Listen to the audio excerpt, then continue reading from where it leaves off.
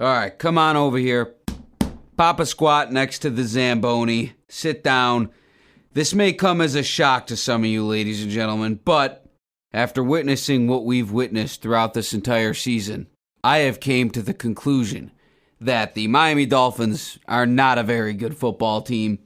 Once again proven today by the loss, 20-12, or whatever it was, to the Houston Texans. But really, I'm just feeling bad for the fellow Dolphin fans on the internet because I see you guys are losing your minds out there. I can't believe it because this is like even better than what I expected. I thought the Dolphins would lose this game like 45-12 or something in that nature. At least it was a one-score game. So I'm not that upset, but whew, Dolphins Nation out there, you guys are not happy, and I could see that. I get it, because before the season even began, every major sports network, every sports podcaster is talking about how the Dolphins are going to be good. And that's spearheaded by Mike McDaniel himself, setting the meetings 25 minutes earlier, 25 minutes later, whatever it was, to represent the 25 years since this franchise has won a playoff game. So I get why everybody was all excited, thinking that this was going to be the year. Even I bought in a little bit, not totally. But listen, I was one the last time the Dolphins won a playoff game. So as far as I've considered, they've never won. And with that being said, if you check the channel, I've pretty much only showed up for the post-game show. And that's because this thing was over before it even began, ladies and gentlemen. I don't make money off of YouTube, so I don't have to upload if I don't feel like it. So I don't. And this thing started off with a tight win over the Jaguars. Things were looking like they could be good, they could be bad. Then you get absolutely trounced by the Buffalo Bills. Tua's hurt. Tua's out for 4 weeks. Basically 4 weeks of watching nothing. 5 weeks because the bye week's in there. And then Tua comes back and you lose to last-second field goals 2 straight weeks, and then you get on a little run like they've been on lately. And honestly, today wasn't the worst. A lot of people are freaking out about Tua this, Tua that. I mean, Tua is like the least of the problems with this team. They're soft, for one. Soft as butter. Chop Robinson had a good game, and so did Zach Sealer. I will excuse those gentlemen, but on the defensive side, all right, the secondary is not good. They never get any interceptions. When's the last time this team has gotten a goddamn interception? I don't remember. It was like a tip ball against the Rams. So, I mean, the defense, you can't win with this defense. They only gave up 20 points, so I'm not going to harp on them too much. But they have been bad this year. Let's not excuse them over one decent performance. And moving on from the defense, you have the offense. Tua had a pretty bad game today. 2 of those picks, I would argue, are all Tua. The last one was a drop by Tyreek Hill, and he's been off this year. He hasn't had the speed or the explosiveness he's had the past 2 years. He's not blowing by anybody.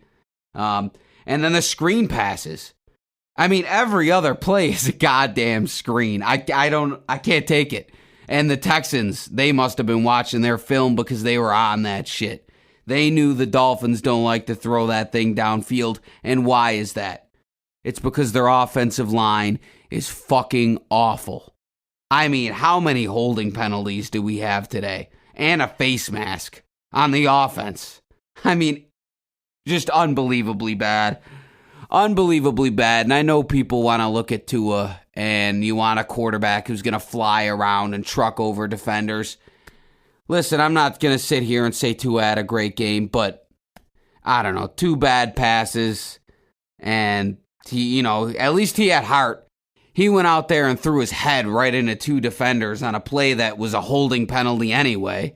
So, I'm not going to really harp on Tua too much, but it wasn't good for him either. But the whole offense, the operation as a whole, was once again all finesse, no power.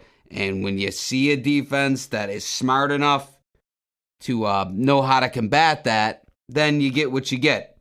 But with all of this being said, and the season pretty much being over, I do think that Mr. Mike McDaniel owes us some answers. All right? So I was able to use a VPN, put my position in China, hack into their systems, and Mike McDaniel is a subscriber to Disney+. Therefore, his info is on the Chinese database. I got his phone number. I'm going to give him a call right now, live, on video, and he's going to answer. He's going to answer for what he's done to this fan base.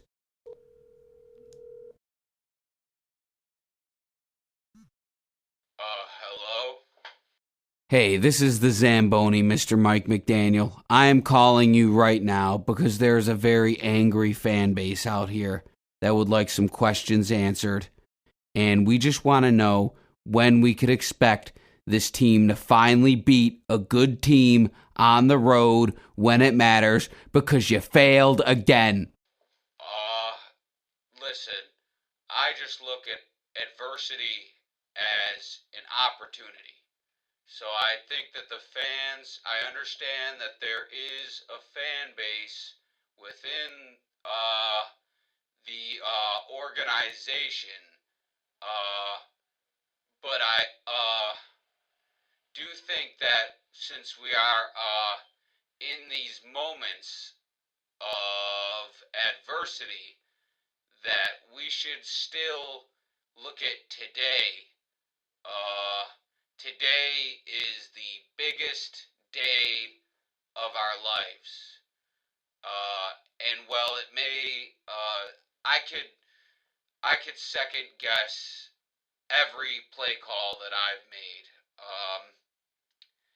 But when I decide... That is fantastic, Mr. Mike McDaniel. Have a wonderful day. That's all I could get out of him. I couldn't take it anymore. But that was Mr. Mike McDaniel live on the Zamboni and leading us off into the rest of the season. All right, the Lions and the Bills are starting. I want to go enjoy this game because this is going to be a damn good football game. And my parlay is still alive. And I'm done talking about the Dolphins. All right, I hope you have a good rest of your day.